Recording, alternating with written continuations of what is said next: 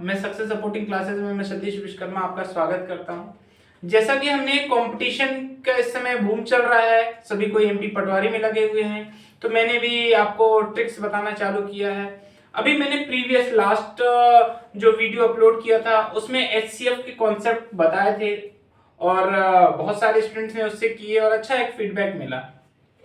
आज HCF part 2 में अपन देखेंगे। इसमें भी मैंने आपके लिए दो क्वेश्चंस निकाल के लाए हैं जो डिफरेंट टाइप के हैं, है ना। देखिए क्वेश्चंस में एक्सप्लेन कर रहा हूं, उससे आप और बहुत सारे क्वेश्चंस बुक नेट जिससे भी आप पढ़ रहे हैं उसके थ्रू आप उसको सॉल्व कीजिएगा, ठीक है ना। तो आज मैं दो क्वेश्चंस इसके निकाल कर लाया हूं जो कि थोड़ा डिफरेंट टाइप के हैं। देखिए अक्सर ऐसा होता है कि लिख कर आता है कि कुछ भी चीज, मान लीजिए ये लिखा है कि 529/437 का सरलतम रूप लिखिए। अक्सर ऐसा आता है क्योंकि कोई जरूरी नहीं है कि बहुत इजी है तो ये नहीं आएगा, नहीं, बहुत इजी है तो भी आ सकता है। क्यों? क्योंकि उसको सॉल्व करना इतना इजी नहीं है। क्वेश्चन इजी देखने में लग रहा है, सॉल्यूशन इतना इजी नहीं होता है। यदि इसको मैं इंग्लिश में बोलूं, देखिए इंग्लिश में भी बोल दे रहा हूं ताकि स्टूडेंट्स को दिक्कत ना हो। तो यदि मैं इसको इंग्लिश में बोलूं तो इसको ऐसा बोलूंगा कि reduce to this to lowest form, reduce to this to lowest form. Okay, हमें इसे रिड्यूस करना है लोवेस्ट फॉर्म में। तो अब कैसे करेंगे, तो इसे कैसे करेंगे? तो एचसीएफ, अब या तो आप देखिए क्या 2 से जा रहा है, दोनों 2 से डिवाइड हो रहा है क्या, दोनों न्यूमिनेटर डिनोमिनेटर हर वन, क्या 3 से हो रहा है, क्या 4 से हो रहा है, क्या 5 हो रहा है। ऐसे करते करते करते करते तो पता चला कि एग्जाम ही खत्म हो जाएगा, है ना। तो मैं इसको आपको एक शॉर्ट ट्रिक बता रहा हूं, इससे आपको ये मालूम चल जाएगा कि ऐसा एक नंबर मालूम चल जाएगा जिससे कि ये दोनों डिवाइड हो जाएंगे। ओके, तो कल मैंने ये चीज बताई थी लेकिन इस क्वेश्चन पर वो अप्लाई होगा ये नहीं बताया था, आज उसको अप्लाई भी कर रहे हैं, ठीक। तो जैसे मैंने कर दिया 5 2 9 और डिनोमिनेटर में 4 3 7, ये कितनी बार जाएगा? 1 बार डिवाइड होगा। कितना बचा रिमाइंडर? 2 9। फिर अपन क्या करते थे, ये वाली वैल्यू यहां लिखते थे। सही कर रहे हो ना भाई? देखते चलना, बीच में ऐसा तो नहीं हो कि कहीं गलत मैं भी कर दूं, ठीक। इसलिए देखते चलना और कभी कभार कर दूंगा तो मुझे भी बताते चलना कि हाँ सर आपने यहां मिस्टेक कर दी। चलो अब क्या करते हैं अपन, इसको अपन डिवाइड करते हैं। तो कितनी करें? मेरे ख्याल से 4 टाइम्स आएगा, है ना।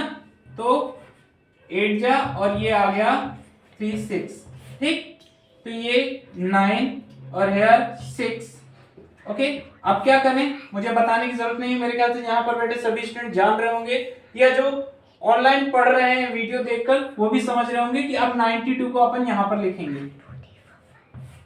जब 92 को यहां पर लिखेंगे तो कितनी टाइम? 1 टाइम जाएगा, एक बार जाएगा ना, एक बार भाग जाएगा। तो कितना हुआ? 3 और यहां कितना अपना बचा? 2। क्लियर? अब यहां पर अपन क्या लिखें? यहां पर अपन 69 लिखेंगे। तो 69 कितनी बार जाएगा भाई? 2 बार। यदि हम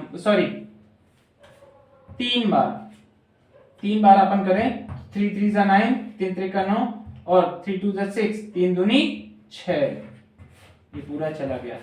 मतलब कौन सा ऐसा नंबर है? ये 23 एक ऐसा नंबर है जो कि दोनों से डिवाइड हो जाएगा, दोनों से डिवाइड हो जाएगा, ठीक है ना। तो इसको देखते हैं अपन करके, उसको भी करके देखते हैं, ऐसा कुछ नहीं है। चलिए यहां पर करके मैं देखता हूं, इसको तो और साइड में कर लेता हूं तो और क्लियर होगा। 5 2 9, 23 से डिवाइड करते हैं, कितनी बार जाएगा भाई? 2 बार। 6 जा और, ठीक है। अब यहां कितना आया बचा अपना? 6 और 9। अब कितनी बार जाएगा ये? 3 टाइम जाएगा। तो 3 3 9 और 3 2 6, कैंसिल हो गया भैया। मतलब 23 से पूरा डिवाइड हो गया ना। अब अपन इसको नीचे वाले को भी देख लेते हैं, डिनोमिनेटर हर को भी देख लेते हैं कि जा रहा है कि नहीं। कहीं ऐसा तो नहीं कि सतीश सर ने कुछ गलत मेथड बता दी हो। देख लेते हैं, क्योंकि कल मैंने बताया था आपको कि जो भी चीज है उसको आप यहां पर पुट करके देख लीजिए, यदि आप सही कर रहे हैं मतलब वो आंसर भी सही होगा। चलिए देखते हैं कितनी बार भाई, एक बार करेंगे 23, तो 0 और यहाँ 2, ठीक। अब इसको 7 यहां लिख देते हैं। अब कितनी बार अपन करें ताकि ये पूरा पूरा डिवाइड हो जाए?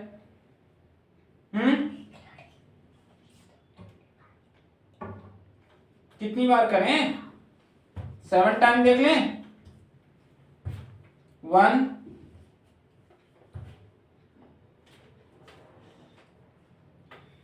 7 3 जा 21, 1 और 2, 7 2 जा 14, 16, ठीक है ना। 7 से नहीं होगा ये। अब यदि मैं इसे एक बार 9 से करके देखें, क्या 9 से करते हैं तो 9 3 जा 7, 9 3 जा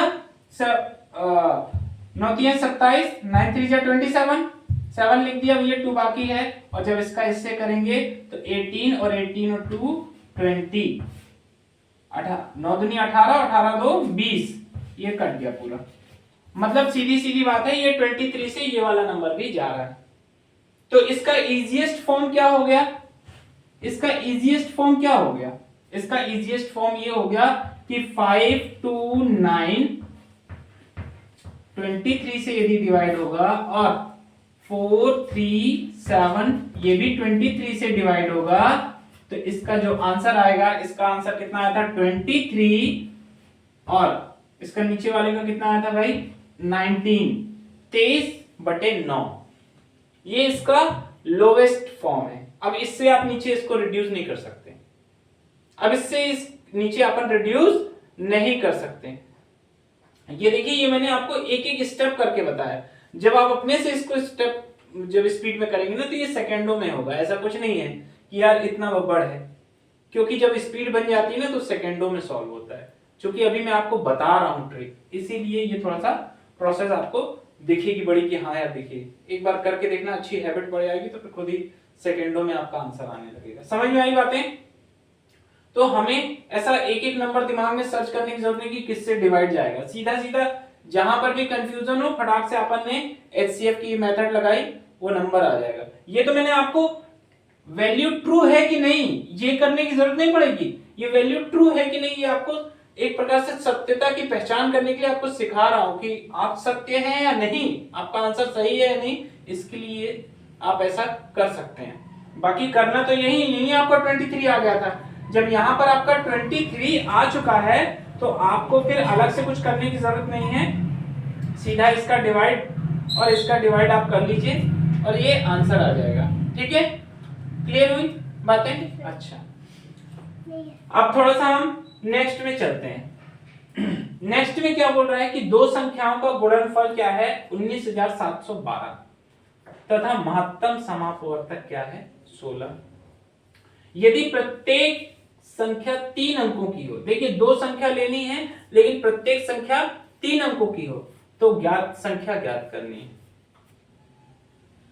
अब यदि मैं इसको इंग्लिश में बोलूं तो क्या बोल रहा है कि the product of two number is 19712 and HCF is 16.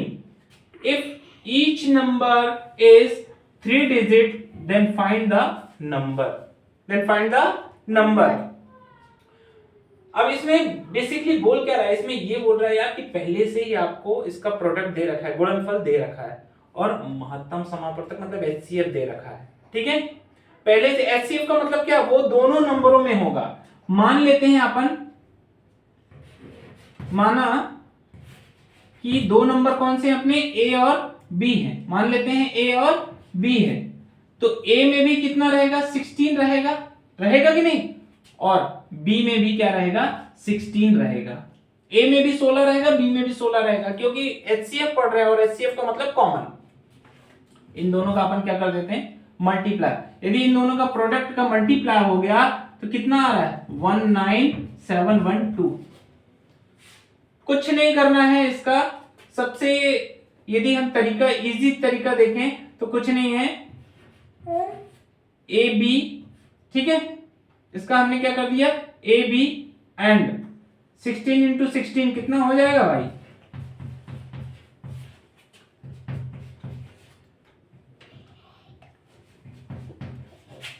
16 into 16 करके देख लो यहाँ पर भाई, इतना सोचने विचारने की जरूरत नहीं है। 9 1 6 2 कितना आया? 2 5 6 इक्वल टू 19712। ये आ गया ए और बी, ठीक। अब ए और बी की वैल्यू क्या आएगी? ए और बी की वैल्यू आएगी 19712 डिवाइडेड बाय 256 डिवाइडेड बाय 256। इतनी बातें अच्छे से क्लियर हुई है ना? अब यदि मैं इसको डिवाइड करता हूं तो कितना आएगा? यदि मैं इसको डिवाइड करता हूं तो कितना आएगा? चलिए जब तक करके बताइए मुझे 2 मिनट में फटाक से, स्पीड से मुझे सभी इसे करके दिखाएं कि यदि मैं इसको डिवाइड करता हूं तो कितना आएगा। चलिए मेरे ख्याल से कर लिए होंगे, जिनकी स्पीड अच्छी होगी, जिनकी स्पीड नहीं है तो हो जाएगी, प्रैक्टिस करिए आप। इसका आंसर आएगा 77। कितना आएगा? 77, ठीक है ना? क्लियर हुई बातें? ये तो समझ में आ गया। इसको इरेज कर देता हूं ताकि समझा सकूं, सबको क्लियर दिखे, इसलिए थोड़ा बड़े बड़े लिखना पड़ता है मुझे। ए बी इक्वल टू 77 आ गए, ठीक है। अब देखिए ए बी इक्वल टू 77 आ गया है, तो यदि मैं a की वैल्यू 1 रखता हूं, समझिएगा, a की वैल्यू क्या करता हूं? 1 रखता हूं, तो b की वैल्यू क्या आएगी बताइए? b की वैल्यू आएगी 77 अपॉन 1 मतलब 77। और यदि मैं a की वैल्यू क्या रख दूं? 7 रख देता हूं, मान लीजिए, अपने मन से रखना होगी, 7 रख देता हूं, तो b की वैल्यू क्या आएगी? b की वैल्यू आएगी, ये डिवाइड में चला जाएगा, बटे में चला जाएगा, तो b की वैल्यू आएगी 11। तो मतलब कहने का कि a की वैल्यू यदि 1 होगी, a की वैल्यू यदि 1 होगी तो b की वैल्यू 77 आएगा, और यदि a की वैल्यू 7 होगी तो b की वैल्यू 11 आएगी। ये क्लियर हुआ? अब चूंकि यहां पर क्या लिखा था कि HCF क्या है? 16 है, महत्तम समापवर्तक कितना है? 16 है, मतलब इसमें भी होगा, इसमें भी होगा, इसमें भी होगा, इसमें भी होगा। चलिए देखते हैं अपन, 1 इंटू 16 कॉमा 77 इंटू 16, फिर 7 इंटू 16, 11 इंटू 16, ठीक। चलिए इसका 16 एकम 16 हो जाएगा, इसका अपन यहां पर कर लेते हैं।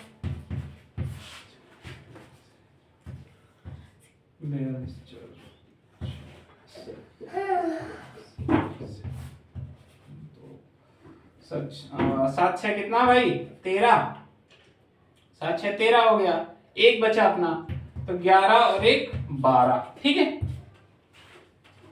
तो ये अपना आ गया 3 2, ठीक, ये आ गया। अब इसमें अपन देखते हैं, इसको करके देखते हैं, इसको करिए तो 742 की 2 हासिल है 4, 7 एकम 7 4 11, और इसको यदि मैं करता हूं तो कितना आएगा? तो 16 और 16 6 7 1, ठीक है ना, तो 1 7 6, ठीक। तो देखिए यहां पर हमें 2 वैल्यू मिली, कितनी वैल्यू मिली? 2, जबकि यहां पर क्या बोला गया था कि her if each number is 3 digit, प्रत्येक संख्या 3 डिजिट की होनी चाहिए। तो इसमें से मुझे नहीं लगता कि बताने की जरूरत है कि हर एक संख्या में कितने 3 अंक होने चाहिए। तो बताइए कौन सा सही है इसका आंसर, ये वाला या ये वाला? हर कोई जान रहा है कि इसमें 4 है, उसमें 2 है, तो मतलब ये वाला आंसर गलत है, और इसमें देखिए ये वाला और ये वाला, इसका आंसर सही है, मतलब ये वाला आपको टिक करना है। ये मैंने स्पेशली आपको इसलिए बताया क्योंकि कल देखिए क्वेश्चन बिल्कुल यहां तक कल थोड़ा थोड़ा सेम ही लग रहे थे, लेकिन उसके बाद स्टेटमेंट चेंज होती है, और ये थोड़ा डिफरेंट टाइप का है, ये अलग है, इसलिए मैंने आज आपको पार्ट 2 में, HCF पार्ट 2 में ये खासकर बताया कि इस तरीके से भी क्वेश्चन आ सकते हैं। ठीक है ना। तो कैसा लगा वीडियो, क्योंकि अब पर डे मैं अपलोड करूंगा, शॉर्ट्स भी आपके लिए अपलोड कर रहा हूं, क्योंकि बहुत सारे बच्चों को छोटी छोटी चीजें नहीं मालूम है, तो मैं कोशिश करूंगा कि शॉर्ट्स में वो बताऊं, और जो बड़े लॉजिक हैं उनको हम वीडियो में बताएंगे। तो कैसा लगा वीडियो इसे जरूर बताएं कमेंट में, और जो डाउट है वो भी पूछें, इसे शेयर करें और लाइक करें, और आगे अपने फ्रेंड्स को भी फॉरवर्ड कर दें, ताकि जो बच्चे नहीं कोचिंग जा पा रहे हैं या नहीं पढ़ पा रहे हैं वो पढ़ लें। ठीक है ना। Thank you.